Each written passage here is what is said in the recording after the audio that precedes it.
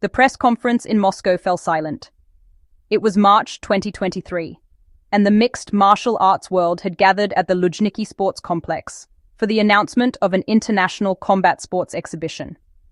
When the Philippine delegation introduced their fighter and mentioned that he trained in traditional Filipino martial arts, Russia's three-time MMA champion and national icon, Dmitry Vulov, let out a loud laugh that echoed across the hall. "Filipino martial arts?" Dmitry scoffed, his voice dripping with sarcasm. "You mean that stick dancing, that Kali thing?" He stood up, 6'3", 230 lbs, a tower of muscle and confidence. "Let's be honest," he continued, facing the cameras. "Traditional martial arts are folklore, cultural performances. They don't work in real combat. There's a reason you don't see those fighters in the UFC. Your guy is what, 5'7", 155 pounds, using stick fighting techniques? This is embarrassing. Send him home before he gets hurt." Uncomfortable murmurs spread through the room. At the Philippine table, Miguel Santos, 28 years old, stayed calm.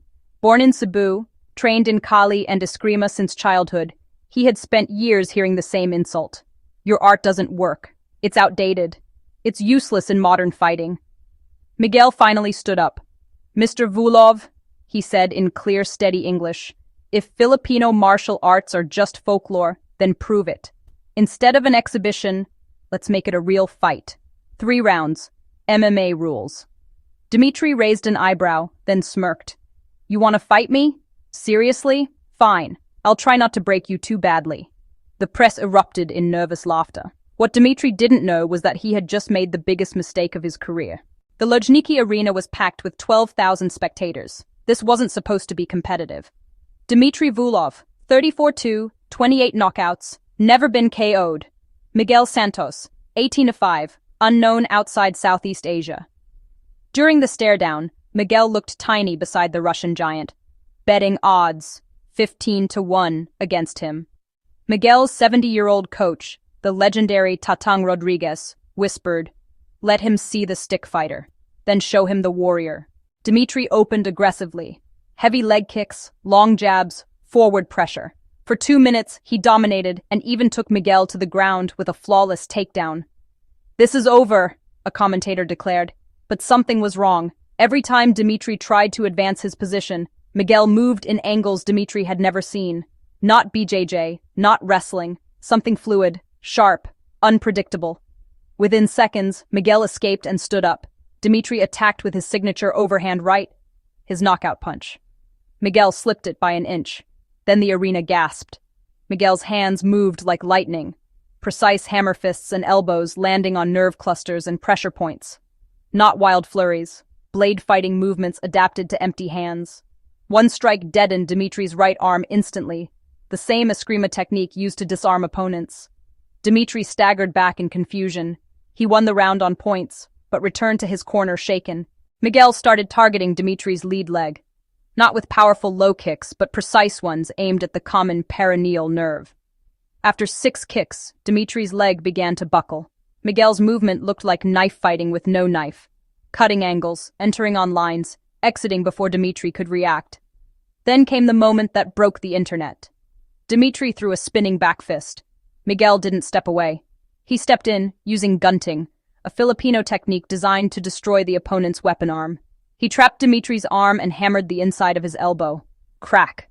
Not a full break, but a brutal hyperextension.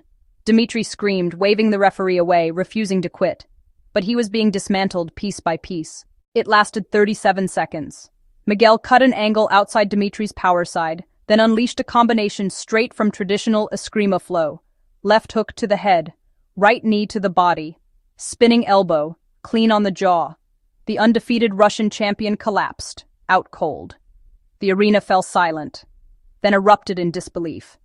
Miguel stood calmly, no celebration, no arrogance, just breathing.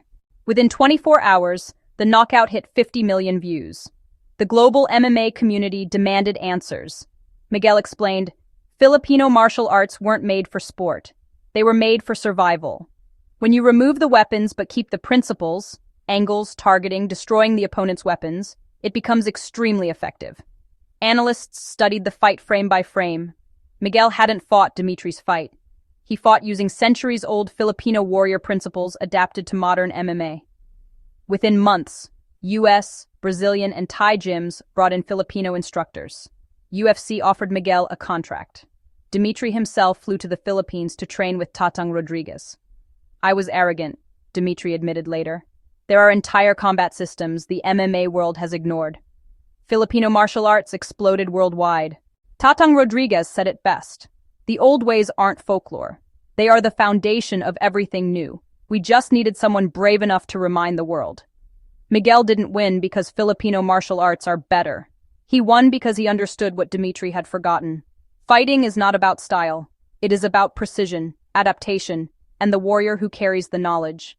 And that night in Moscow, a Filipino warrior made history.